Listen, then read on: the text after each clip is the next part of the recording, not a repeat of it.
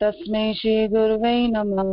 श्री चैतन्य मनोभीष्टं स्थापितं येन भूतले स्वयं रूप कदा मह्यं ददाति स्वपदान्तिकं।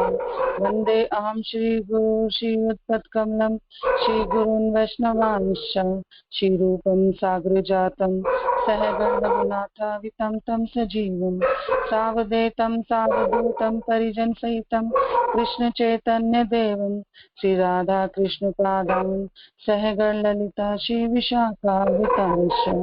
हे कृष्ण करुणा सिंधु दीनबंधो जगत्पते गोपेश गोपिका कांत राधा कांत नमस्तुते।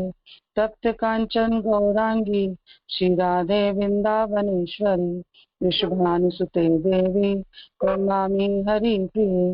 वाञ्छाकल्पतरुभ्यश्च कृपा सिन्धुभ्येव च पतितानां पावनेभ्यो वैष्णवेभ्यो नमो नमः। जय श्री कृष्ण चैतन्य प्रभु नित्यानंद श्री अद्वैत गदाधर श्रीवास आदि गौर भक्त वृंद।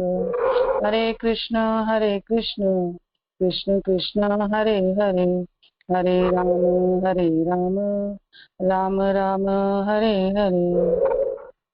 नमो विष्णुपदाय कृष्ण पृष्ठाय भूतले श्रीमान कृतदास अधिकारी के नाम। नमो विष्णुपदाय कृष्ण पृष्ठाय भूतले श्रीमते भक्ति वेदांत स्वामिनिति नामिने। नमस्ते सारस्वती देवी गौरवाणी प्रचारिणे निर्विशेष शून्यवादी पश्चात देशतारिणे। श्रील गुरु महाराज की जय, श्रील प्रभुपाद की जय, आप सभी उपस्थित भक्तवृंद की जय, निताई गौर प्रेमानंद।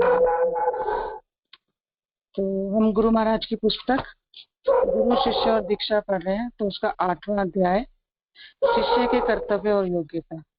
हम पिछले 2 दिन से गुरु की लायकात पढ़ रहे हैं कि गुरु में क्या लायकात होनी चाहिए और जब हमें गुरु धारण करना चाहिए।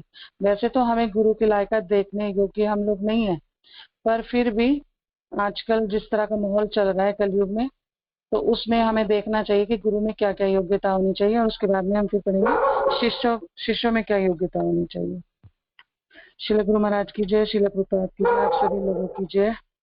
एक शिष्य को अपने आध्यात्मिक गुरु का नाम असंगत भाव से नहीं लेना चाहिए। तो ये हम सब लोग को विशेष ध्यान रखना चाहिए कि गुरु महाराज बहुत ही आदरणीय है और उनका नाम बहुत ही आदर के साथ हमें लेना चाहिए। उसे अपने हाथों को जोड़कर एक आत्मनियंत्रित हृदय के साथ अपने आध्यात्मिक गुरु के पवित्र नाम का उच्चारण ओम और विष्णुपाद से आरंभ करना चाहिए। जैसे हम गुरु महाराज को प्रणाम करते हैं, नमो ओम विष्णुपादाय कृष्ण पृष्ठाय भूतले श्रीमान कृतदास अधिकारी इति नाम। और हमें उसी तरह से उच्चारण करना चाहिए जिस तरह से हमारे गुरु महाराज बोलते हैं कि मेरा प्रणाम मंत्र इस तरह से बोलना चाहिए। और अकेले में भी या किसी को हम गुरु महाराज का नाम बताते हैं तो बहुत ही इज्जत के साथ, आदर के साथ, परम पूज्य श्री फिर गुरु महाराज का नाम ऐसे लेकर हमें पुकारना चाहिए गुरु महाराज का नाम। एक शिष्य को कभी भी भ्रम में पढ़कर अपने आध्यात्मिक गुरु को आदेश देना या उनके आदेशों को हस्तांतरित नहीं करना चाहिए। उसे अपने आध्यात्मिक गुरु को अर्पित किए बिना कुछ भी नहीं खाना चाहिए। उसे दीक्षा लेने के पश्चात इन सब नियमों का पालन करना चाहिए।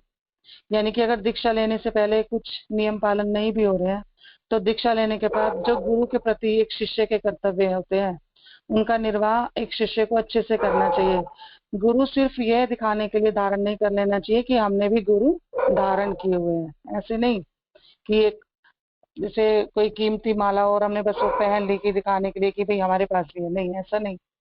गुरु को धारण करने के नियम है और जो प्रमाणिक संप्रदाय है उनमें बहुत ज्यादा नियम है, क्योंकि जहाँ भी प्रमाणिकता की बात आती है वहाँ नियम होंगे ही होंगे और हमें नियम पालन करने भी चाहिए।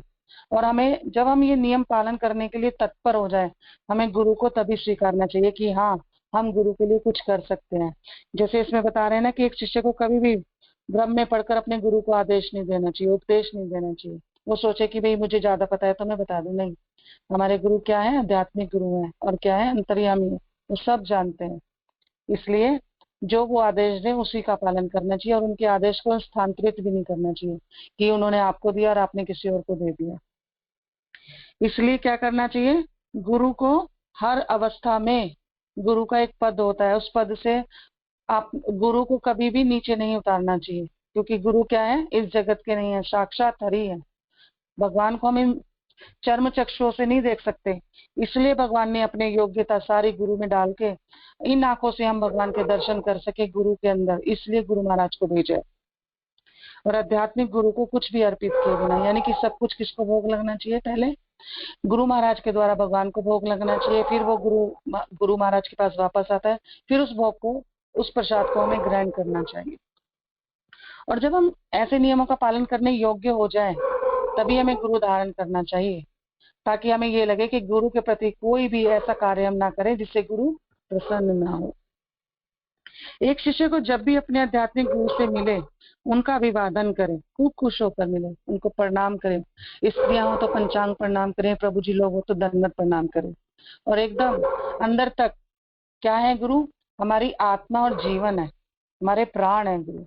तो जैसे हम अपनी आत्मा से खुश रहते हैं, अपने प्राणों से खुश रहते हैं, हर तरह से भरसक प्रयास करते हैं अपनी आत्मा को और प्राण को बचाने का, उसको सेफ रखने का, उसी प्रकार गुरु को भी हमें आदर देना चाहिए और अभिवादन करना चाहिए। उसे अपने आध्यात्मिक गुरु के समक्ष आसन पर नहीं बैठना चाहिए और ना ही लेटना चाहिए। ये कुछ कॉमन बातें हैं जो हमें ध्यान रखना चाहिए कि गुरु महाराज के बराबर आसन में ना बैठे, आसन पे ना बैठे, या गुरु महाराज आए हैं कि मेरे से बैठा नहीं जा रहा तो लेट गए, नहीं, वहां से वो स्थान छोड़ दो, कहीं अन्यत्र जाकर आप आराम करो अगर आपसे नहीं बैठा जा रहा है। और अगर गुरु आज्ञा कर दें कि आप आसन पे बैठ सकते हो तब आप आसन पे बैठे, वरना नहीं बैठे। सभी उत्तम भोजन और पेय का पहले आध्यात्मिक गुरु को अर्पित किया जाना चाहिए। शिष्य अपने आध्यात्मिक गुरु के उच्चिष्ट को स्वीकार कर सकता है, और जितना भी आपके पास खाद्य सामान है या खाद्य सामान से भी अन्यत्र जो भी चीज है, पहले आप गुरु को अर्पण कीजिए और उसके बाद उसे स्वीकार कीजिए। और जब गुरु वो खाद्य पदार्थ छोड़ दे तो वह उचिष्ट, यानी कि गुरु का उचिष्ट हम स्वीकार, झूठन हम स्वीकार कर सकते हैं। एक शिष्य को अपने आध्यात्मिक गुरु को प्रसन्न करने वाली अप्रसन्न करने वाली विधि से कार्य नहीं करना चाहिए। यदि वह उनके द्वारा दंडित किया जाता है या असुविधाजनक स्थिति में डाला जाता है तब भी उसे अपने आध्यात्मिक गुरु के शब्दों की अवहेलना नहीं करनी चाहिए और उनकी इच्छा के विरुद्ध कार्य नहीं करना चाहिए। तो क्या करना चाहिए, हमें सारे कार्य ऐसे करने चाहिए जिससे हमारे गुरु प्रसन्न हो, आप प्रसन्न ना हो, ऐसा कोई भी कार्य हमें नहीं करना चाहिए। हमें गुरु धारण ही जब करने चाहिए जब हम उन्हें सर्व करने लायक हो जाए। उससे पहले हमें अपने आप को उनके शेल्टर में रख के इस योग्य बनाना चाहिए कि अब हम गुरु को सर्व कर सकते हैं, यानी कि गुरु हमें जो भी आज्ञा दे, चाहे वो ऐसी स्थिति में हमें क्यों न डाल दे जिससे हमें निकलना मुश्किल हो या असुविधाजनक हमें लगे, तो भी हमें क्या करना चाहिए, गुरु की आज्ञा का पालन करना चाहिए और उनके शब्दों पर पूर्ण विश्वास होना चाहिए, अवहेलना नहीं होनी चाहिए। हमें ये सोच के नहीं जाना चाहिए हमारे साथ वाले को तो ऐसी आज्ञा नहीं दी, हमें ऐसी आज्ञा पता नहीं क्यों दे दी। नहीं, जिस लायक आपको गुरु वही आज्ञा आपको देंगे और आपको उसे शिरोधार्य करके स्वीकार करके उस आज्ञा का पालन करना चाहिए, अवहेलना नहीं करनी चाहिए। और उनकी इच्छा के विरुद्ध कोई भी कार्य नहीं करना चाहिए। कोई कार्य करने से पहले गुरु से पूछना चाहिए, हम ऐसा कर रहे हैं तो क्या हम कर सकते हैं। ये नहीं कि सोचो नहीं ये तो कार्य आध्यात्मिक है, जैसा भी कार्य है कर लो, नहीं। आपको अब गुरु आपने धारण किया है, जैसे एक छोटा बच्चा माँ की गाइडेंस में सारे कार्य करता है, माँ पूरी निगाह रखती है, इसी प्रकार गुरु की गाइडेंस में हमें सारे कार्य करने चाहिए। एक शिष्य को अपने जीवन और धन के साथ अपने आध्यात्मिक गुरु की प्रसन्नता के लिए कार्य करना चाहिए। कलयुग में दो ही चीज ज्यादा प्रिय है, एक तो अपना शरीर जीवन यानी कि उसको पुष्ट रखना, और दूसरा धन। इन दो चीजों को ही लोग सेव करते हैं और हमें क्या करना चाहिए, इन दोनों के साथ ही आध्यात्मिक गुरु की प्रसन्नता का कार्य करना चाहिए, यानी कि इस शरीर से इस जीवन में ऐसे कार्य करने चाहिए जिससे गुरु प्रसन्न हो, और अपने धन को भी ऐसे कार्यों में लगाना चाहिए जिससे गुरु प्रसन्न हो। यदि कोई शिष्य अपने आध्यात्मिक गुरु की मनसा वाचा कर्मणा द्वारा सेवा करता है तो वह निश्चित रूप से जीवन के अंतिम लक्ष्य को प्राप्त करता है। और जीवन का अंतिम लक्ष्य क्या है, कृष्ण प्रेम और कृष्ण धाम में भगवान की सेवा, क्योंकि जीवरे स्वरूप है कृष्ण नित्यदास। तो हमें क्या करना चाहिए, गुरु की मन से, कर्म से और वचन से, तीनों चीजों से गुरु की सेवा करनी चाहिए। ये हरि भक्ति विलास 1 में श्लोक संख्या 69 से 89 एवं 94 से 100 में बताया गया है। गुरुरेव परो धर्मो गुरुरेव परागति एकाक्षर प्रदातारं यो गुरुना अभिनंदति तस्य शनुतं तपो ज्ञानं स्रस्तवतयां घटां विभतः। ये शटनयानी योपनिषद में बताया गया है 39 में कि गुरु ही परम धर्म है, गुरु ही परम गति है। यानी कि जितने भी आप धर्म करते हैं क्या है, वो सब गुरु है और परम धर्म है। जितने भी आप धर्म करते हैं उन सबों से ऊपर गुरु की सेवा, गुरु को सम्मान, गुरु का आदर, और गुरु ही परम गति है। ज्ञान प्रदाता गुरु को जो पुरुष आदर प्रदान नहीं करता अर्थात उनका सम्मान नहीं करता, उस पुरुष की अर्जित शिक्षा, तपस्या तथा ज्ञान धीरे धीरे उसी प्रकार क्षीण होकर समाप्त हो जाता है जिस प्रकार एक कच्चे घड़े में से जल, यानी कि कच्चे घड़े में अगर जल भर दिया जाए तो वो जल कैसे निकल गया पता भी नहीं चलेगा, कहाँ चला गया पता भी नहीं चलेगा, क्योंकि कच्चे घड़े में जल टिकता नहीं है, रिस जाता है और धीरे धीरे ऐसे रिस जाता है, कहाँ चला गया पता भी नहीं चला। तो इसीलिए कह रहे हैं जो गुरु हमें ज्ञान दे रहे हैं, जो गुरु हमें आध्यात्मिक शिक्षा दे रहे हैं, जो कृष्ण तत्ववेता और कृष्ण को हमें प्रदान कर रहे हैं, अगर हम उस गुरु का आदर नहीं करते, सम्मान नहीं करते और सिर्फ दिखावे के लिए गुरु धारण कर लेते हैं ये सोचकर कि साथ वाले ने समझाया और हमारी समझ में आ गया।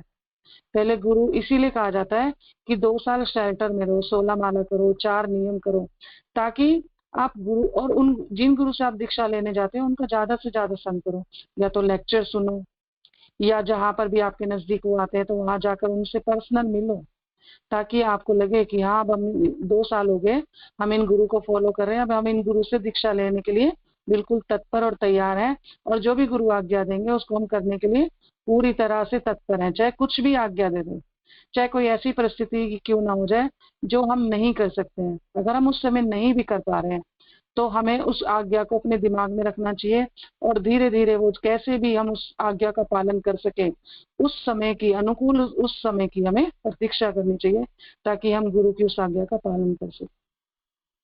अगर हम ऐसा नहीं करते, हम गुरु को सम्मान नहीं देते, आदर नहीं देते, तो यहाँ पर साफ बताया है आपकी शिक्षा, आपका तपस्या, आपका ज्ञान उसी प्रकार रिस जाता है जिस प्रकार एक कच्चे घड़े में पानी भर दो और वो कहाँ चला जाता है पता भी नहीं चलता। जब तक गुरु शिष्य पर कृपा ना करे तब तक शिष्य गुरु के वास्तविक स्वरूप दर्शन से वंचित रहता है और हम गुरु को पहचाने ये कृपा भी गुरु ही करेंगे, क्योंकि गुरु क्या है, साक्षात हरि है। इन भौतिक दृष्टि से हम हरि को नहीं देख सकते, तो इसलिए हरि ने अपने आप को गुरु के रूप में हमारे सामने प्रस्तुत किया है और ये कृपा भी तभी होगी हमारे ऊपर जब गुरु कृपा करेंगे। ऐसा भी हम जब ही कर पाएंगे, उनको साक्षात हरि या हरि के प्रतिनिधि हैं या जो भी वो कह रहे हैं एकदम सटीक और सही है, इस चीज को भी हम कब समझ पाते हैं, जब गुरु हमारे ऊपर कृपा करते हैं। और वह गुरु को सामान्य मनुष्य जब गुरु कृपा कर जब तक गुरु शिष्य पर कृपा ना करे तब तक शिष्य गुरु के वास्तविक स्वरूप से वंचित रहता है और वह गुरु को सामान्य मनुष्य की भांति ही देखता है। उसको ये लगता है कि गुरु महाराज भी तबीयत खराब हो जाती है या वो भी तो हमारी तरह खाते पीते थकते हैं चलते हैं, ऐसा देखता रहता है। परंतु जैसे ही गुरु महाराज कृपा करते हैं तो वह उनके आध्यात्मिक स्वरूप को, जो उनका निज स्वरूप है, उसको पहचान जाते हैं। तब तक शिष्य नहीं जान सकता कि उसके गुरु कितने गौर करुणामय है, कि गुरु कितनी करुणा कर रहे हैं। और ये धीरे धीरे हमें प्रयास करना चाहिए कि हम गुरु से कृपा प्राप्त कर सके, और गुरु की कृपा जब भी प्राप्त होगी जब हम गुरु की सेवा करेंगे, गुरु से अपना एक निजी संबंध बना के रखें और समय समय पर गुरु से मिलते वार्तालाप करते रहेंगे, तभी हम उनके वास्तविक स्वरूप को पहचान पाएंगे और तभी वो हम पे कृपा करेंगे, तभी हम उनके आध्यात्मिक स्वरूप को समझ पाएंगे। और अब हम इसमें उत्तम शिष्य के 15 गुण बताए हैं कि जो एक उत्तम शिष्य होता है जब वो गुरु की आज्ञा का पालन अच्छे से करता है और सब प्रकार से गुरु को प्रसन्न करने का प्रयास करता है, अपने धन से, अपने जीवन से, अपने शरीर से, अपने कार्यों से, तो वो उत्तम शिष्य में 15 गुण विकसित हो जाते हैं। तो वो 15 गुण इस प्रकार हैं। उत्तम शिष्य के 15 गुण। वेदांत देशिका श्रीपाद रामानुजाचार्य के सत शिष्य जिन्होंने 1268 से 1970 के द्वारा उस समय में ये लिखे होंगे। पहला है सद्बुद्धि, यानी कि अच्छी बुद्धि होती है, यानी कि ये हमारी बुद्धि क्या है, भौतिक है। और जब गुरु कृपा कर देते हैं और हम उत्तम शिष्य बनने का प्रयास करते हैं तो हमारी बुद्धि कैसी होनी शुरू हो जाती है, सद्बुद्धि होनी शुरू हो जाती है, अच्छी बुद्धि हो जाती है हमारी। और उस अच्छी बुद्धि से अच्छा सोचते हैं, आध्यात्मिक सोचते हैं, और हर कारण को हम समझ पाते हैं कि इस कार्य के पीछे क्या कारण है। वो बुद्धि भी अगर हम उत्तम शिष्य बनने का प्रयास करते हैं तो हमें गुरु प्रदान करते हैं, तब हमारी वो उत्तम बुद्धि कार्य करना शुरू कर देती है। दूसरा है साधु सेवी, क्योंकि हमें साधु समझ में नहीं आते, सब एक जैसे ही लगते हैं। पर जब उत्तम बुद्धि हो जाएगी तो अपने आप ही साधुओं, जो साधुओं का संग और जो किन साधुओं की हमें सेवा करनी चाहिए, ये हमें समझ में आने लगता है। साधुओं का संग करने एवं उनकी सेवा की प्रवृत्ति होती है।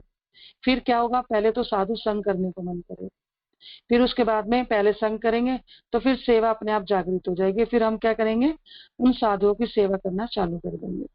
तीसरा है समुचित चरित्र, यानी कि अपने अच्छे व धार्मिक, व्यक्तिगत एवं सामाजिक चरित्र के लिए जाने जाते हैं। यानी कि जब एक शिष्य गुरु के शेल्टर में भी आ जाता है तो वो साधु संग कर रहा है और उनकी आज्ञाओं का पालन कर रहा है और सेवा में भी लग गया है, छोटी मोटी जो भी सेवा उसे मिल रही है वो कर रहा है, तिलक धारण कर रहा है अपने शरीर पर 12 स्थानों पे, तो उसका चरित्र क्या होता है, ऊपर उठने लगता है।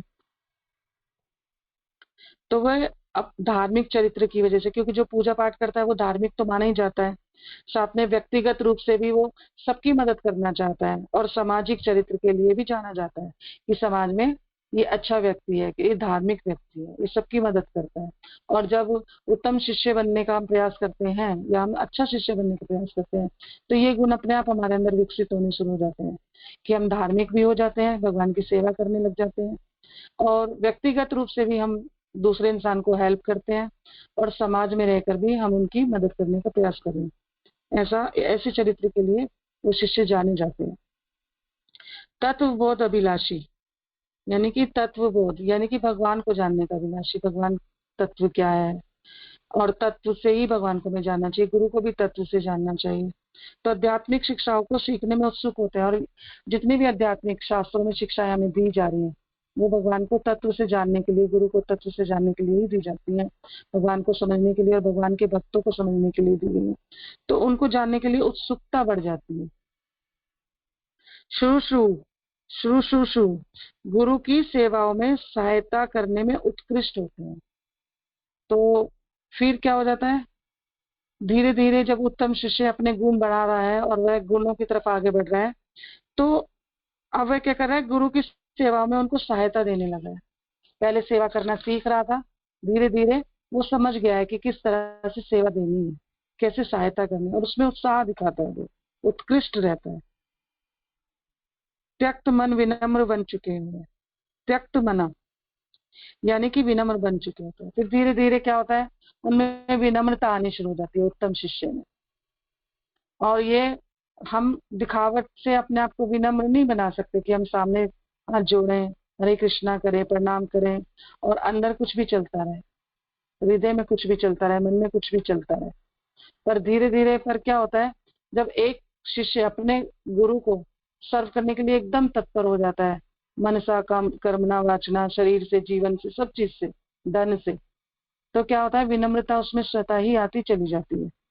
उसको दिखावा करने की जरूरत नहीं है कि उसमें विनम्रता आ रही है। तो विनम्र बन चुके हैं और कम से कम अहंकार की अभिव्यक्ति से छुटकारा पा चुके हैं। अहंकार क्या, अहंकार महाराज बताते हैं सबसे बड़ा अहंकार यही है कि हम अपने आप को शरीर मानते हैं, आत्मा नहीं मानते। बार बार महाराज अपने लेक्चरों में कहते हैं हम कौन है, तो सब बोलते हैं आत्मा। महाराज कहते हैं जो ना बोले वो दुरात्मा, यानी कि हम सब क्या है, आत्मा। और इस अहंकार, जो शरीर के अहंकार में है, हमें उससे छुटकारा पा जाता है। सातवां, परिपातेन परा, गुरु की आज्ञाओं का पालन करते हैं। यानी कि फिर उत्तम शिष्य क्या हो जाता है, पूरी तरह से तत्पर हो गया गुरु की आज्ञाओं का पालन करने के लिए, एवं उनके समक्ष करबद्ध नमन करते हैं और हमेशा हाथ जोड़कर विनम्र नमन करते रहते हैं गुरु महाराज के कि किसी भी तरह से गुरु की दृष्टि पड़ेगी तो उनकी कृपा मिलेगी और मेरा कल्याण होगा। इस पर इसलिए हाथ जोड़कर सारी आज्ञाओं का पालन करते हैं और हाथ जोड़कर उनको विनम्र निवेदन करते हैं, हाथ जोड़े रहते हैं, ताकि क्या करेंगे, गुरु जब देखेंगे तो उनपे एक, जैसे हमारे गुरु महाराज है, जब भी उनको प्रणाम करो तो एक अच्छी सी स्माइल देकर देखते हैं और सर पर हाथ भी रखते हैं, तो वह करुणा का प्रतीक है। और जो शिष्य इस चीज को समझ रहे हैं कि गुरु करुणा दे रहे हैं, तो वो फिर उसी तरह से करबद्ध होकर गुरु के सामने खड़ा रहता है कि गुरु फिर इस तरह से कृपा करे। 8 प्रश्न काल प्रतीक्षा। अपने आचार्यों से सीखी हुई शिक्षा द्वारा उत्पन्न हुए प्रश्नों के उत्तर प्राप्त करने के लिए उचित समय की प्रतीक्षा करते हैं।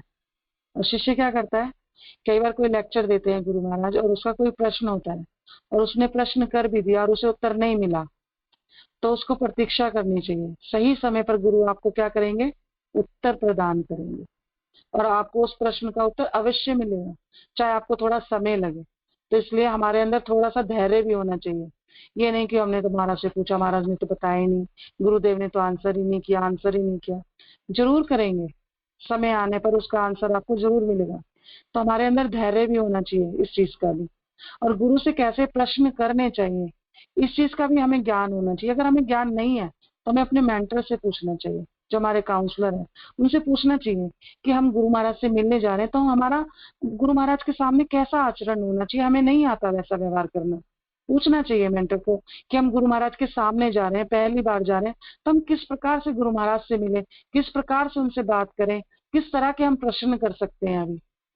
फिर धीरे धीरे जब आपका संबंध गुरु महाराज के साथ गहरा होता चला जाएगा या पुराना होता चला जाएगा, तो फिर आपको स्वयं आता भी चला जाएगा। पर शुरू में तो पूछना चाहिए अपने काउंसलर से कि हमें गुरु महाराज के साथ किस तरह से व्यवहार करना चाहिए। लोग भीड़ कर देते हैं, कई बार बहुत बुरी परिस्थिति गुरु महाराज के सामने उत्पन्न कर देते हैं कि उससे बचने के लिए एक जने को लगना पड़ता है कि थोड़ा दूर से, थोड़ा पीछे हटके। ऐसी परिस्थिति नहीं उत्पन्न करनी चाहिए। गुरु महाराज अगर एक दृष्टि भी डाल रहे हैं तो आप पे कृपा हो रही है गुरु महाराज की। इस बात का हमें पूर्ण विश्वास होना चाहिए कि गुरु महाराज अगर एक दृष्टि भी डाल रहे हैं तो हम पे कृपा हो रही है। और जब ऐसा विश्वास हो तभी गुरु महाराज धारण करना चाहिए, नहीं तो देखना चाहिए कि गुरु कैसे हैं। 2 साल का समय हमें इसीलिए दिया जा रहा है कि हम गुरु को पहचाने और बहुत आदर के साथ उनके सामने। कई बार हम नए होते हैं तो बिल्कुल आदर शिष्टता छोड़ देते हैं गुरु महाराज के सामने कि हमें कैसा बिहेव करना चाहिए, उनके सामने व्यवहार ही भूल जाते हैं। और इसलिए हमें क्या करना चाहिए, सीखना चाहिए। अगर हमें नहीं आता, ठीक है, हमें भी नहीं आता था, तो सीखना चाहिए। अगर आपके साथ वाला जैसा व्यवहार कर रहे हैं और आपको लग रहा है ये तो बड़ा उत्तम व्यवहार गुरु महाराज के साथ, तो देख के सीखो। अगर आपको देख के समझ में नहीं आ रहा ऐसा व्यवहार क्यों कर रहे हैं गुरु महाराज के साथ में, तो पूछ के सीखो, समझो कि कैसे क्यों कर रहे हो आप ऐसा करने से क्या होगा। गुरु महाराज के सामने हमें कैसे व्यवहार करना चाहिए, कैसे रहना चाहिए, कैसे प्रश्न करने चाहिए। हम गुरु महाराज क्लास करते हैं, हम ऐसे ऐसे प्रश्न गुरु महाराज के सामने कर देते हैं कि जो हम अपने मेंटर से भी पूछ सकते हैं। ऐसे छोटे मोटे प्रश्न तो आप अपने मेंटर से, काउंसलर से भी कर सकते हो, वो भी आपको सलाह दे देंगे कि ऐसे नहीं ऐसे करो। आपको गुरु महाराज से कैसे प्रश्न करने चाहिए, ऐसे प्रश्न करने चाहिए जो आपका आध्यात्मिक उन्नति करें या आपका आत्म कल्याण करें या जो आपको आत्म साक्षात्कार में लाभ पहुंचाए। ऐसे प्रश्न हमें गुरु महाराज से करने चाहिए। ये नहीं कि गुरु महाराज मिल गए हैं तो जैसे मर्जी प्रश्न पूछने लग जाए, ये प्रश्न वो प्रश्न नहीं। हमें अपनी बुद्धि का उपयोग करना चाहिए कि हमें कैसे प्रश्न गुरु महाराज से करने हैं। कुछ बातों में हमें बहुत सावधान रहना चाहिए। गुरु महाराज के सामने आचरण कैसा करना चाहिए, गुरु महाराज से बात कैसी करनी चाहिए और उनसे प्रश्न कैसे करने चाहिए। ये नहीं गुरु महाराज आ गए हैं तो बस, कई लोग बहुत, ठीक है गुरु महाराज बहुत करुणामय है, महाराज तो सबको अगर आशीर्वाद कह रहे हैं तो ये नहीं कि एक ही को दे रहे हैं, वो सबको आशीर्वाद दे रहे हैं।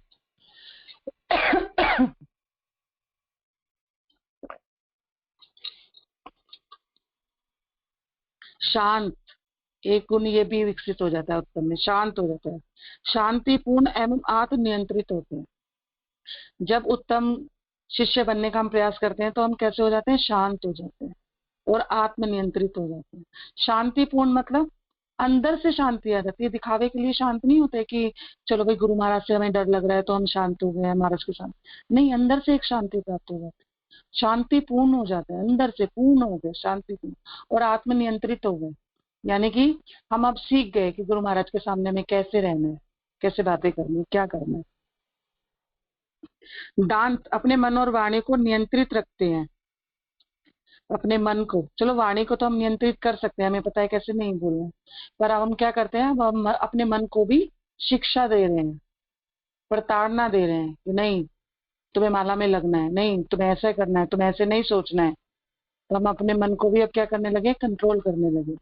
महाराज की मन की मनमानी पुस्तक में बहुत सारी अच्छी अच्छी बातें हैं कि मन को कैसे नियंत्रित कर सकते हैं। तो उत्तम शिष्य वो भी प्रयास करता है कि मैं अपने मन को और वाणी को क्या करूं, नियंत्रित रखूं।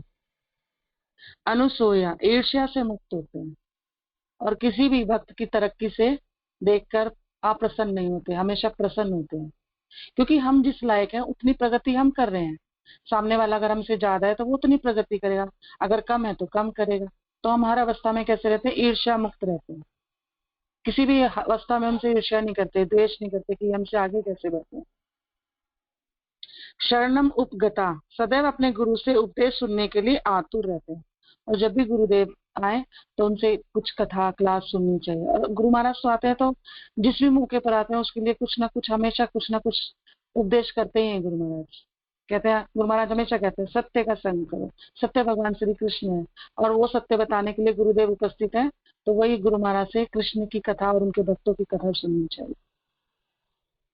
शास्त्र विश्वसनीयता, शास्त्रों में पूर्ण विश्वास रखते हैं। यानी कि जो भी बताया जा रहा है ये शास्त्रों में लिखा है, तो उस बात पर पूरा विश्वास होना चाहिए कि हाँ ये सही होगा, बिल्कुल सत्य है।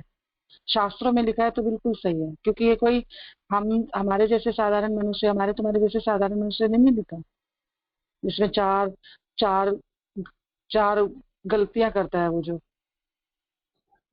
तो ये किन्होंने लिखे हैं, शास्त्र स्वयं भगवान के द्वारा लिखे हुए हैं, तो इसलिए इसमें कोई भी वो नहीं है, तो इसलिए उन पर पूर्ण विश्वास होना चाहिए। 14वां है परिशतम प्राप्त, योग्य शिष्य के रूप में स्वीकार किए जाने के लिए अपने गुरु द्वारा निर्धारित शिष्य की तत्परता की स्थिति का आंकलन करने की कोई भी परीक्षा के लिए तैयार रहते हैं। यानी कि अब गुरु तो धारण कर लिया है और अब क्या करना है कि कोई भी परिस्थिति गुरु महाराज लाए, उत्तम शिष्य बनने के लिए हर परिस्थिति के लिए तैयार है। गुरु द्वारा निर्धारित शिष्य की तत्परता की स्थिति का आंकलन करने के लिए कोई भी परीक्षा के लिए तैयार, किसी भी तरह से। कई बार ऐसा होता है गुरु हो सकता है हमें परख रहे हैं कि देखें ये करेंगे या नहीं करेंगे, कैसा शिष्य है, तो हमें हर परिस्थिति के लिए तैयार रहना चाहिए।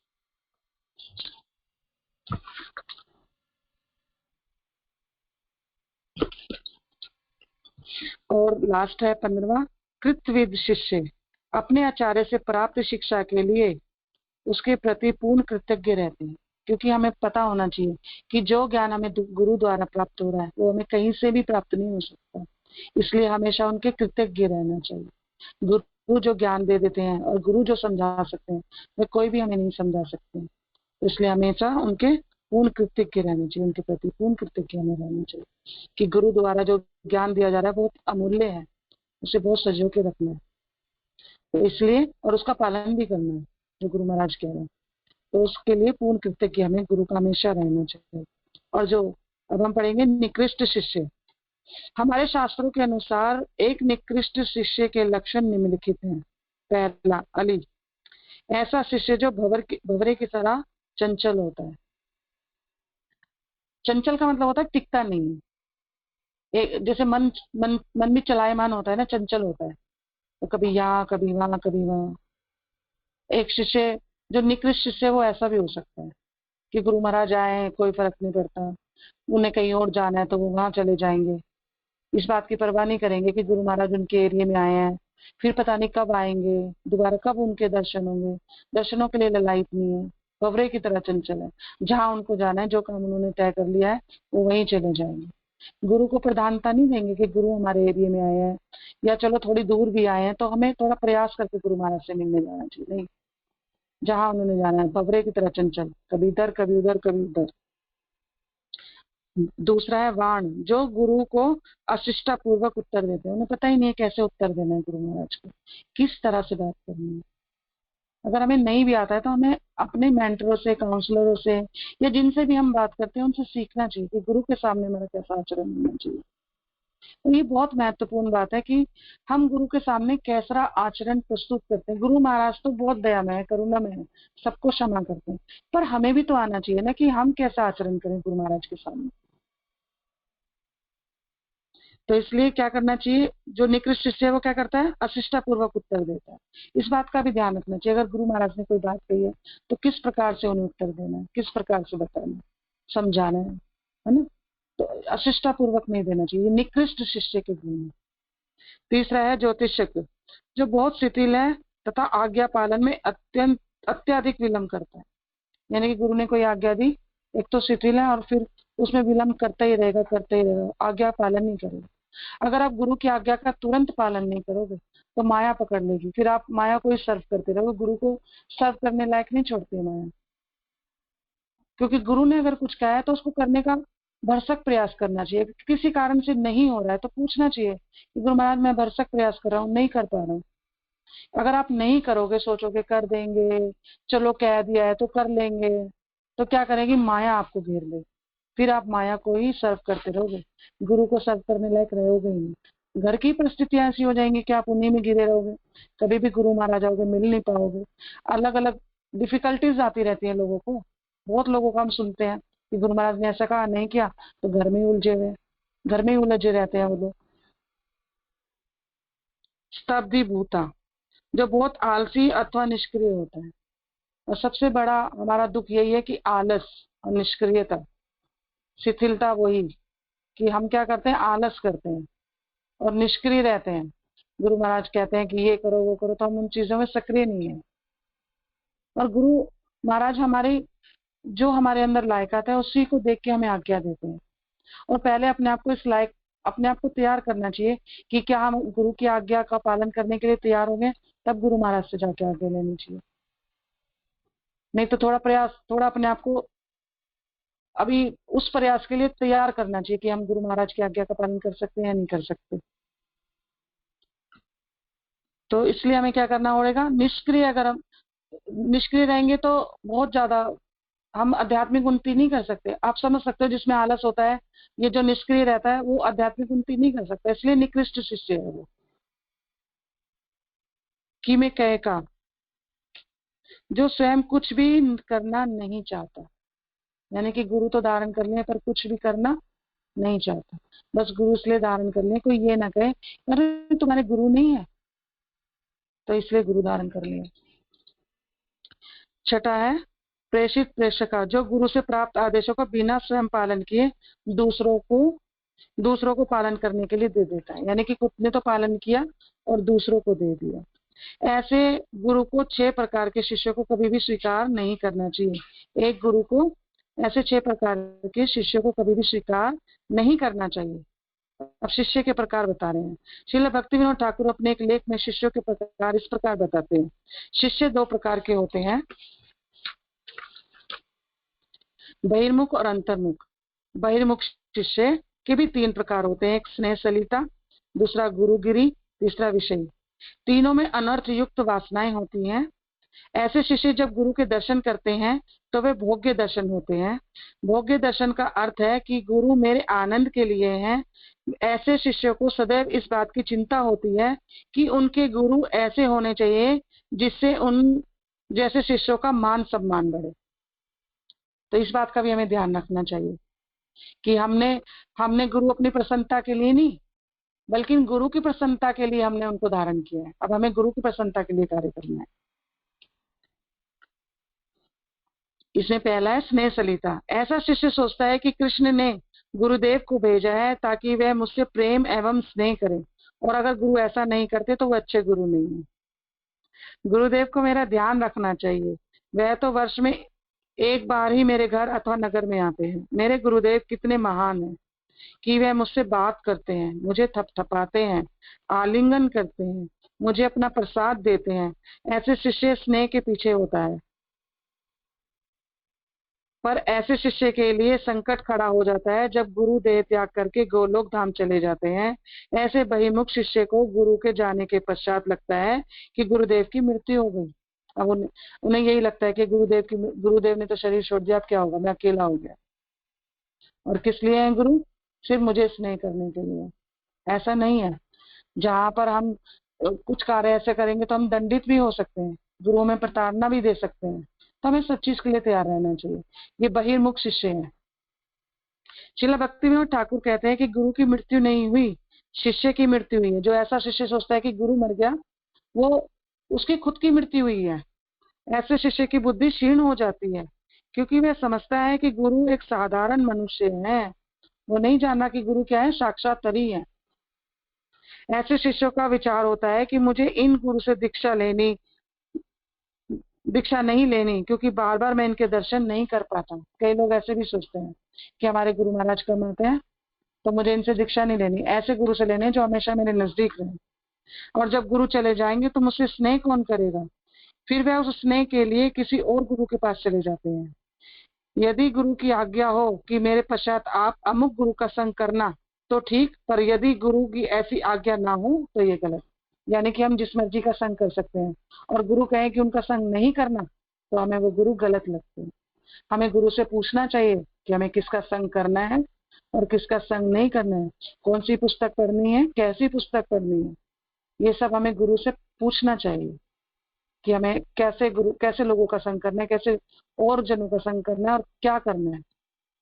अगर गुरु आपके मुताबिक बता दे तो गुरु अच्छे हैं, अगर नहीं बोल दिया तो ये गुरु तो ऐसे ही करते रहते हैं। ऐसा दिमाग में कभी भी नहीं लाना चाहिए। इसी संदर्भ में श्री सनातन गोस्वामी हरि भक्ति विलास में कहते हैं, गोपायेद गुरु महात्मना, अपने गुरु को छुपा कर रखो। तो इसका अर्थ ये हुआ कि हमें अपने गुरु का अस्तित्व को ठुकरा दे? नहीं, इसका अर्थ है कि हमारा गुरु के साथ जो संबंध है उसे विज्ञापित नहीं करना चाहिए। यानी कि गुरु अगर आपको प्रगाढ़ता दे रहे हैं, कोई गहरा ज्ञान दे रहे हैं, तो क्या करना चाहिए? उसको छुपा कर रखना चाहिए।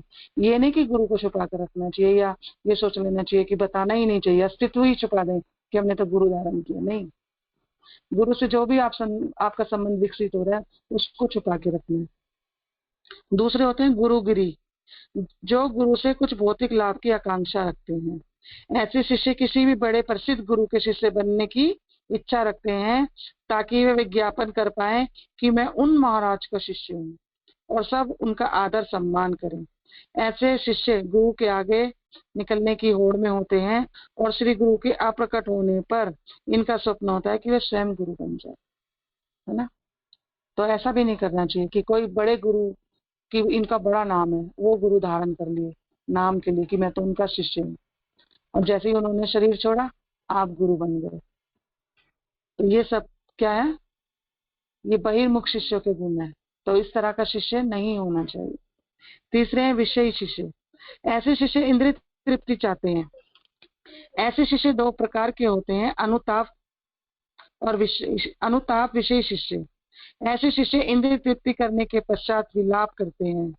ऐसे शिष्य दुराचारी साधु होते हैं, जो अपनी इंद्रियों को नियंत्रण में नहीं रख पाते। ऐसा शिष्य अनन्य भजन करता है। श्रील विश्वनाथ चक्रवर्ती ठाकुर बताते हैं कि अनन्यता का अर्थ है कि जो कर्म, ज्ञान या योग की शरण नहीं लेता। यानी कि किसकी शरण नहीं है? सिर्फ भगवान की। अनन्य भक्ति भगवान की कर रहे या गुरु की कर रहे, और किसी की, ना तो योग की, ना कर्म की, ना ज्ञान की, किसी की शरण नहीं ले रखी। यद्यपि वे अपनी इंद्रियों को वश में नहीं रख कर पाता, पर उसे अपने गुरुदेव और कृष्ण में दृढ़ विश्वास होता है, और वह अपना सर्वोत्तम प्रयास करता है। भगवान श्री कृष्ण कहते हैं कि ऐसे शिष्यों को मेरी भक्ति करनी चाहिए, जिससे वह शुद्ध हो जाए। और क्या कह रहे हैं? इन विशेष शिष्यों के बारे में भगवान कह रहे हैं कि ऐसे शिष्यों को मेरी भक्ति करनी चाहिए। धीरे धीरे क्या होता है? उसकी जो भौतिक इच्छा है वो धीरे धीरे खत्म हो जाती है, नष्ट हो जाती है, और धीरे धीरे वो शुद्ध हो जाता है। और क्या लग जाता है? भगवान के भजन में लग जाता है। क्या? यानी कि जिसकी भौतिक इच्छाएं तो अभी बनी हुई है, पर भगवान का अनन्य भजन कर रहा है, और इंद्रियों को वश में नहीं कर पा रहा है। पर अगर वो धीरे धीरे भगवान का भजन करता रहेगा तो क्या होगा कि वो शुद्ध हो जाएगा और भगवान का शुद्ध नाम ले पाएगा। जात श्रद्धो मत कथासु निर्वणाकर सर्व कर्मसु वेद दुखात्मका मकान कामान परित्यागो प्रेणेश्वर ततो भजते मां प्रीता श्रद्धालु दृढ़ निश्चया जुष्मणास्तान कामान दुखोदकाश्चर्यश्च गहन। मेरे यश की कथाओं में श्रद्धा उत्पन्न करके, ये श्रीमद् भागवतम का 11वें स्कंद के 20वें अध्याय का 27वां और 28वां श्लोक है। भगवान क्या कह रहे हैं इसमें? मेरे यश की कथाओं में श्रद्धा उत्पन्न करके सारे भौतिक कार्यों से ऊब कर और यह जानते हुए कि सभी प्रकार की इंद्रिय तृप्ति दुखदायी है, किंतु इंद्रिय भोग त्याग पाने में असमर्थ मेरे भक्त को चाहिए कि वह सुखी रहे और अत्यंत श्रद्धा तथा पूर्ण विश्वास के साथ मेरी पूजा करे। कभी कभी इंद्रिय भोग में लगे हुए भी मेरा भक्त जानता है कि मैं समस्त प्रकार की इंद्रिय तृप्ति का परिणाम दुख है और ऐसे कार्यों के लिए सच्चे हृदय से पश्चाताप करता है। तो भगवान क्या कह रहे हैं कि अगर भगवान को मान रहा है, दृढ़ विश्वास है, पर इंद्रिय भोग से नहीं मुक्त हो पा रहा है, तो भी उसे भगवान में लगे रहना चाहिए पूर्ण विश्वास के साथ। और वो असमर्थ है इंद्रिय तृप्ति को छोड़ने में, तो उसको भगवान पर भरोसा होना चाहिए और भगवान की सेवा में तत्पर लगे रहना चाहिए, क्योंकि वो शिष्य जान रहा है कि इंद्रिय भोग का परिणाम दुख है और पश्चाताप भी कर रहा है, पर इंद्रिय तृप्ति छोड़ नहीं पा रहा। परंतु धीरे धीरे क्या होगा, वो भगवान में लगा रहेगा, तो उसकी इंद्रिय तृप्ति का जो ये आसक्ति है इंद्रिय तृप्ति की तरफ, भोग विषयों की तरफ, वो धीरे धीरे समाप्त होती चली जाएगी अगर वो भगवान की सेवा दृढ़ता से करता रहेगा।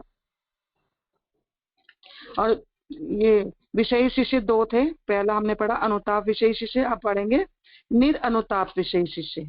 ऐसे शिष्य बदमाश होते हैं, वास्तव में वे शिष्य होते ही नहीं है।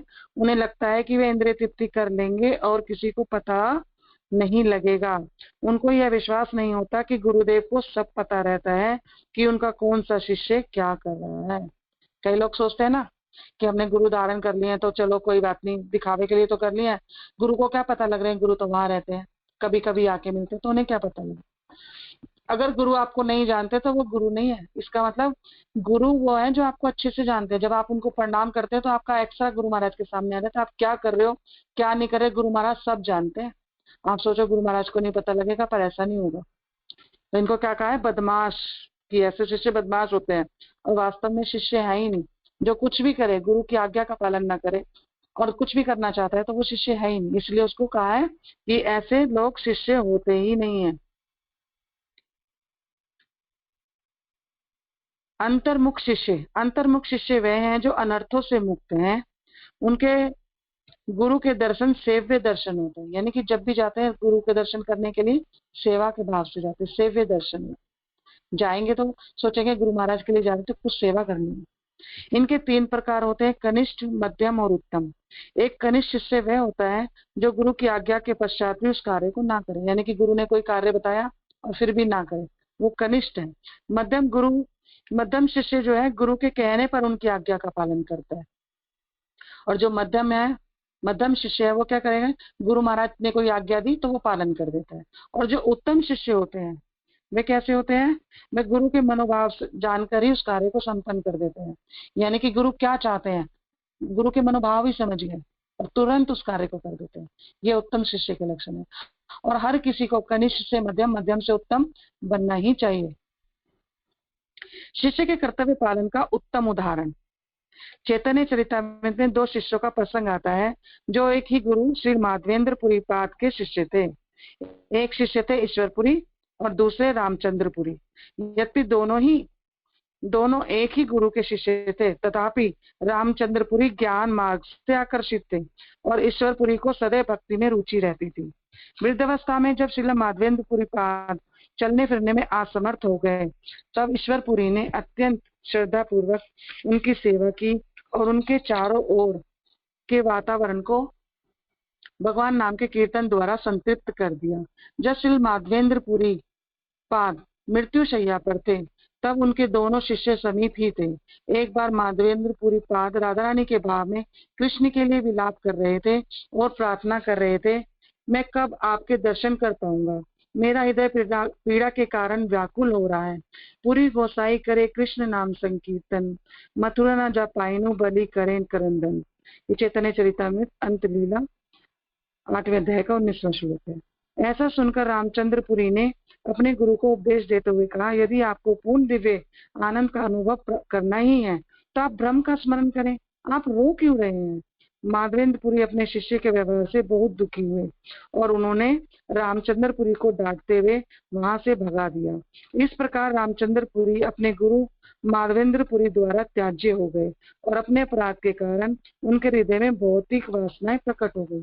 जिनको गुरु जिन शिष्यों को गुरु त्याग देते हैं तो वो फिर भौतिक संकटों में पड़ जाते हैं, यहाँ पता लग रहा है सर।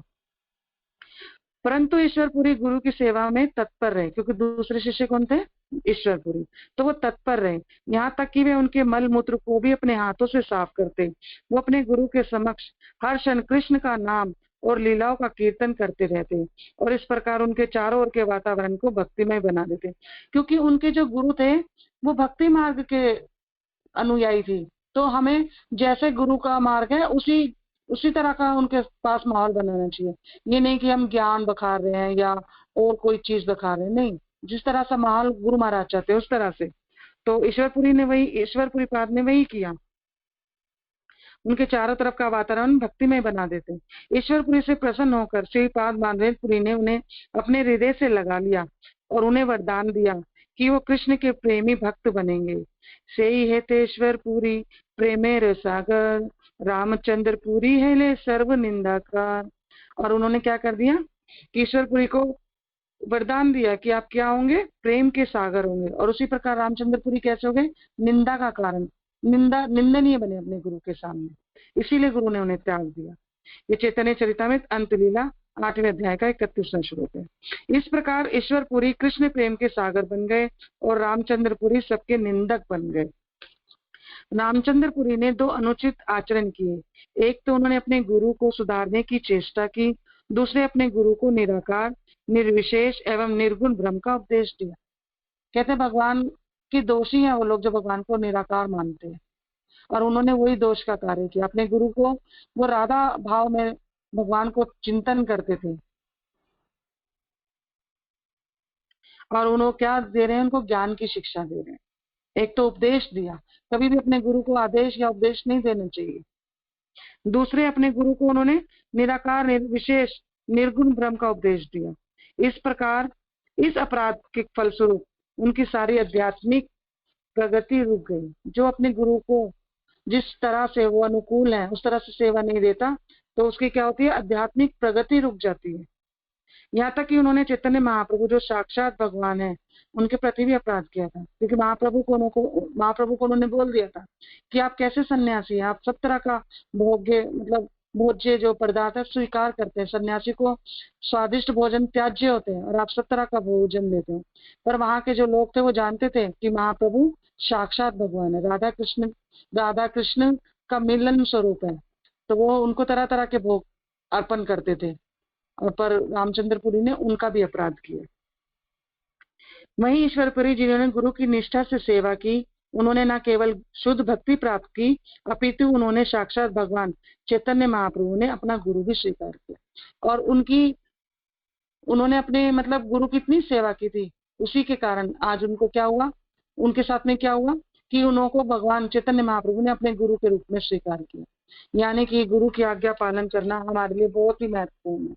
हमें ध्यान रखना होगा इस कहानी से जो अभी हमने पढ़ी दोनों कि एक ही गुरु है और शिष्य 2 तरह के हैं, एक गुरु के अनुकूल है और एक गुरु के प्रतिकूल है।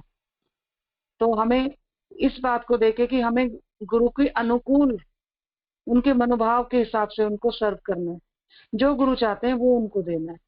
ये नहीं कि हमें ये पसंद है तो हम ये ले चलते, नहीं, गुरु क्या पसंद करते हैं, गुरु क्या करना चाहते हैं, गुरु क्या खाएंगे, गुरु कहाँ जाना चाहते हैं। तो ये हमारे मन में भाव होने चाहिए, गुरु सारे कार्य गुरु की प्रसन्नता है, और जब गुरु प्रसन्न तो कृष्ण प्रसन्न, और हमारा लक्ष्य कृष्ण प्रेम है, तो वो हमें आसानी से प्राप्त हो जाए। हरे कृष्णा, दंडवत प्रणाम सभी को। तो ये अध्याय यहाँ समाप्त हो रहा है और मेरी शिक्षा मेरी आज की सेवा यहीं तक थी। हरे कृष्णा, दंडवत प्रणाम सभी को। तो कोई कुछ ऐड करना चाहते हैं तो कर सकते हैं, और कोई त्रुटि होगी हो, कोई बात ऐसी जो हाँ, पर हमें गुरु के अनुकूल भाव से ही सर्व करना पड़ेगा, और इसीलिए गुरु धारण करने से पहले हमें अपने आप को अच्छे से तैयार करना है कि हम किस साधारण मनुष्य को नहीं, किसी भौतिक जीव को सर्व करने नहीं जा रहे। हम आध्यात्मिक गुरु, जो आध्यात्मिक लोक से आए हैं सिर्फ हमारे कल्याण के लिए, उनको सर्व करने जा रहे हैं। तो उनके अनुकूल, भगवान को भी उनके अनुकूल हमें सर्व करना चाहिए, गुरु को भी उनके अनुकूल हमें सर्व करना चाहिए, और जो श्रेष्ठ वैष्णव है, वरिष्ठ वैष्णव है, उनको भी उनके अनुकूल हमें सर्व करना चाहिए। तभी उन सबकी कृपा हमारे ऊपर खूब रहेगी, खूब, फिर हमें कोई कमी नहीं रहेगी। और हम कह रहे थे ना, गुरु की कृपा के बिना उनके स्वरूप को, भक्त के बिना उसके स्वरूप को पहचान नहीं पाएंगे। जैसे ही वो लोग कृपा करेंगे तो हम उनके स्वरूप को पहचान पाएंगे, उनकी दिव्यता को समझ पाएंगे। हम भौतिक जड़ इंद्रियों से, शरीर से दिव्य शब्द का उच्चारण तो कर सकते हैं, पर दिव्यता को पकड़ नहीं सकते हैं। और उस दिव्यता को पकड़ने के लिए, समझने के लिए हमें क्या करना पड़ेगा? गुरु को और वरिष्ठ वैष्णवों को, भगवान को प्रसन्न करना पड़ेगा। तब हम उस दिव्य का असली अर्थ क्या है वो भी समझ पाएंगे। हरे कृष्णा, धन्य प्रणाम सभी को। किसी का कोई प्रश्न है तो भी ले सकते हैं, और कोई कुछ ऐड करना चाहता है तो कर सकते हैं।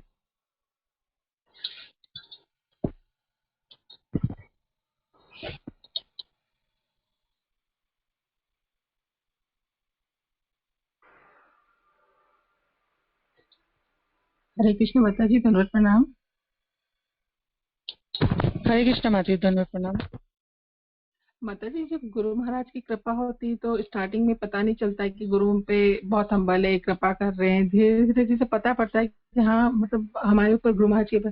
लेकिन जब वो हमें छोड़ते हैं तो हम भौतिकता में लिप्त होते हैं, तो हमें कैसे पता पड़ेगा कि गुरु महाराज की कृपा नहीं है? हम उस चीज को कैसे समझ सकते हैं कि हमसे कोई गलती हो रही है और गुरु महाराज का आशीर्वाद हमें नहीं मिल पा रहा है? देखो माता जी, जब हम किसी भी कार्य के लिए आगे बढ़ते हैं ना, जैसे मान लो एक बच्चा जब पहली क्लास में होता है तो उसे नहीं पता होता कि वो क्या गलत लिख रहा है, बस उसे लिखने से धीरे धीरे उसका स्टैंडर्ड बढ़ता रहता है। फिर पहली से 10वीं, 10वीं में बोर्ड के एग्जाम देता है, फिर 11वीं 12वीं, तो उसे समझ में आता है कि उसने कहाँ मिस्टेक की, कहाँ उसकी परसेंटेज कम हुई। जैसे जैसे हम गुरु को सर्व करने लगते हैं तो धीरे धीरे ये हमें जानने की जरूरत नहीं है, और धीरे धीरे माता जी हमें अपने आप समझ में आने लगता है। हमें अपनी गलतियों का आभास खुद होता रहता है माता जी, किसी को बताने की, समझाने की जरूरत नहीं है। जहां आप देखो कि आप जारा ग्रस्त में लिप्त हो गए हो, ग्रस्त में तो खैर हम सब हैं और हमको रहना भी पड़ेगा, परंतु अगर हम ज्यादा उस चीज में लिप्त हो रहे हैं तो इसका मतलब कहीं ना कहीं हमने कोई अपराध किया है, या हम हम कहीं पर कुछ ऐसा किया है कि हम भौतिकता में फंस रहे हैं। और माता जी अपनी गलती का हमें स्वयं पता रहता है, हमें कोई समझा नहीं सकता। और गुरु प्रसन्न है माता जी, वो तो उनके मनोभाव बताए हैं। आप जब गुरु से मिलते हो ना, उनकी प्रसन्नता और अप्रसन्नता आपके ऊपर, पता नहीं क्यों माता जी, मुझे तो ऐसा लगता है कि मुझे पता चल जाती है। जब मैं इतनी निकृष्ट हूँ, मुझे कुछ भी नहीं आता था, मेरे को समझ में आता था, मैं सोचती हूँ इतने अच्छे अच्छे भक्त हैं, सबको समझ में आता था। तो जी धीरे धीरे जैसे आप भी बढ़ेंगे ना तो आपको भी समझ में आएगा माता जी कि गुरु प्रसन्न है, हम गुरु के अनुकूल कार्य कर रहे हैं। और सारे कार्य अगर आपको समझ में नहीं आता तो गुरु से पूछ के करो, या अपने मेंटोर से पूछ के करो कि मैं ऐसे कर सकती हूँ या मैंने ऐसे किया, सही है नहीं सही है, पूछ पूछ के करने से लाभ रहता है। मतलब ये समझ में आया आपको? जी धन्यवाद माता जी।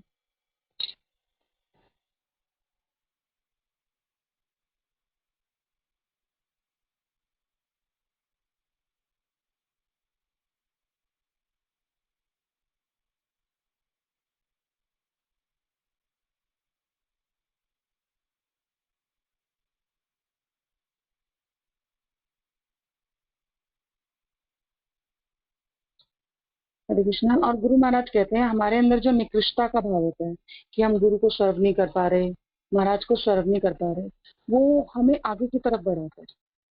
और अगर हमारे अंदर ये भाव है तो ये भी एक अच्छा भाव है माता जी।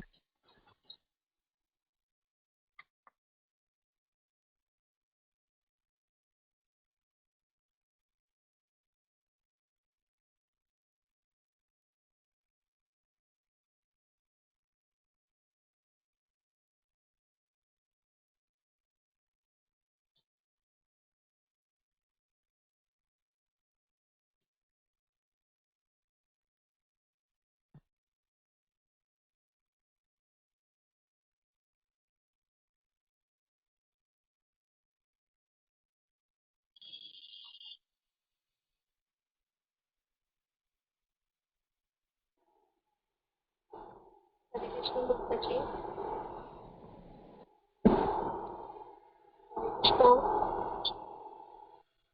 हरे कृष्णा। माता जी, माता जी गृहस्थ, जैसे कि गृहस्थ मैं भी हूँ, तो माता जी मेरी गृहस्थ में सब प्रॉब्लम्स होती है। माता जी आपकी वॉइस बिल्कुल क्लियर नहीं है माता जी। हरे कृष्णा। आपकी आवाज क्लियर नहीं है माता जी। आवाज आ रही है माता जी? आवाज तो आ रही है पर क्लियर नहीं है माता जी आपकी वॉइस।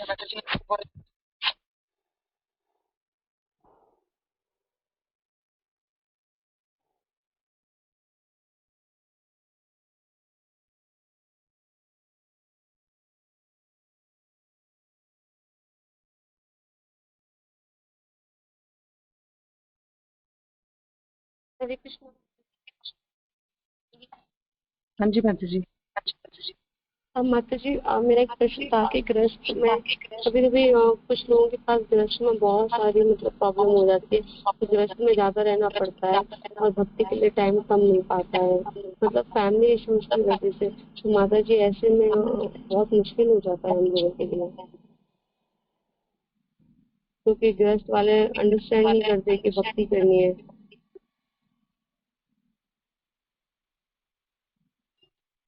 देखिए माता जी, शुरुआत में तो हमें 16 माला और 4 नियम पालन करना है। पहले आप इसी पर अच्छे से दृढ़ हो, धीरे धीरे भगवान आपके लिए रास्ता खोलते चले जाएंगे। पहले आप 16 माला खूब अच्छे से, और अपनी माला को पहले, महाराज कहते हैं पहले क्वांटिटी यानी कि 16 माला तक हो, फिर उसके बाद क्वालिटी बनाओ, उसमें क्वालिटी लाओ माला के अंदर। और 4 नियम, तो जी आप यही फॉलो करो कुछ टाइम तक, धीरे धीरे जो भी आपके लिए अच्छा होगा वो भगवान आपके लिए व्यवस्था करते चले जाएंगे। शुरू में हमें बहुत कुछ नहीं करना, शुरू में हमें बस 16 माला और 4 नियम करना है, और ये ज्यादा मुश्किल नहीं है। जब बच्चा स्कूल चला गया, प्रभु जी काम पे चले गए, अपना 16 माला कर लिया और अपने 4 नियम पे फॉलो फॉलो किया, और कोई एक पुस्तक लेके 2 पेज पढ़ लिए एक दिन में, 3 पेज पढ़ लिए, इतना बहुत, और अपनी गृहस्थी को संभालते रहो अच्छे से। ये सब तो माता जी मैं 8-9 सालों से कर ही रही हूँ। थैंक यू, धन्यवाद। हरे कृष्ण। फिर माता जी प्रार्थना करो भगवान से कि वो आपको आगे बढ़ने के रास्ते सुलभ कराए। गुरुदेव से प्रार्थना करो कि वो आपको आगे के रास्ते सुलभ कराए।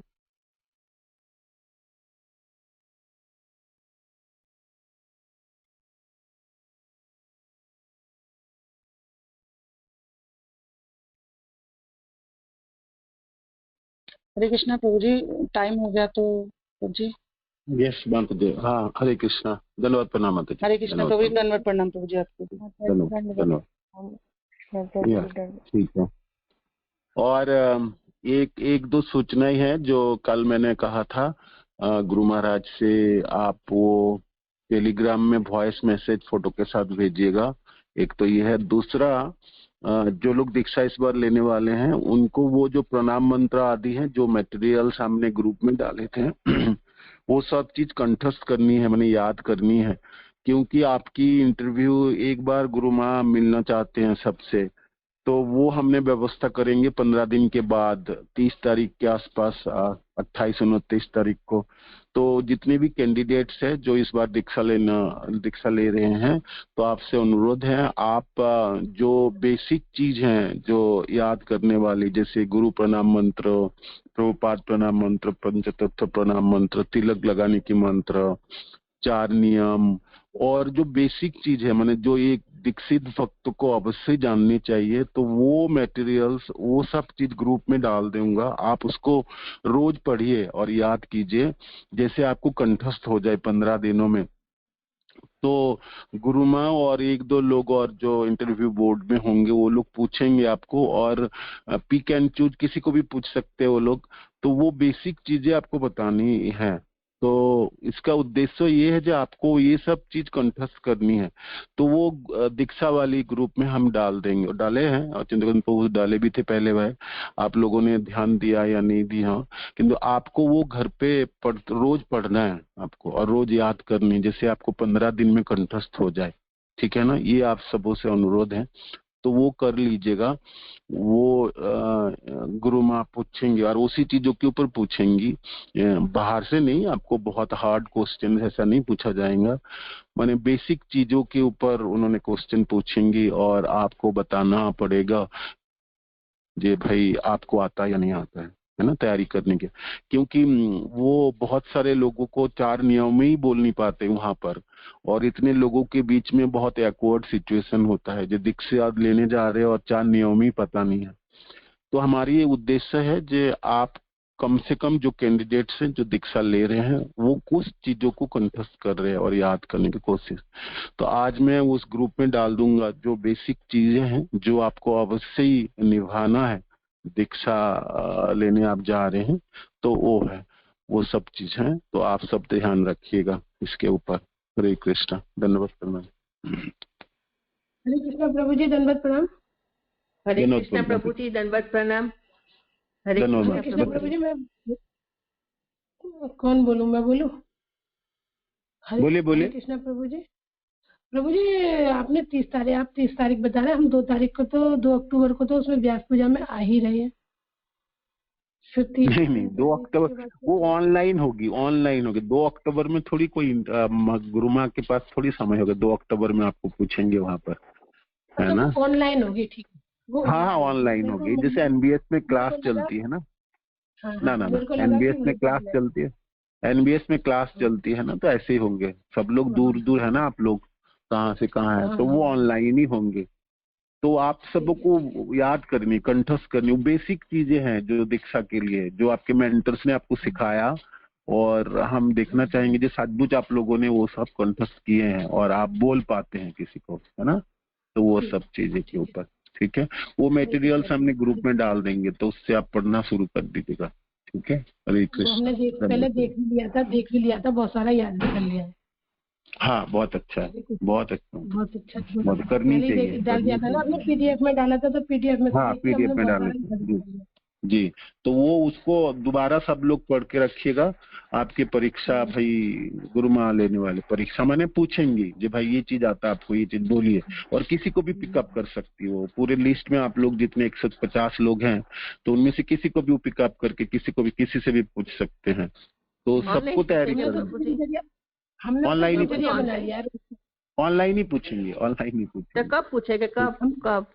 वो 30 तारीख 29 और 30 के हमने वो करेंगे। टाइमिंग वगैरह लिख दूंगा मैसेज बना के, ठीक है। सुबह एक टाइम पे नहीं, ये टाइम पे नहीं होंगे, वो दे देंगे, टाइम बता देंगे आपको, सब कुछ बता देंगे, वो ग्रुप में होंगे, ठीक है। हाँ हरे कृष्ण। किंतु अभी से आपने तैयारी करना शुरू कर दीजिए, आपने कंठस्थ करना शुरू कर दीजिए वो चीज सब। हमने तो फिर दिनचर्या बना लिया है उसको, बहुत अच्छा है, बहुत अच्छा है ना, बहुत अच्छा, ठीक है। हरे कृष्ण, धन्यवाद। हरे कृष्णा, धन्यवाद प्रणाम प्रभु जी।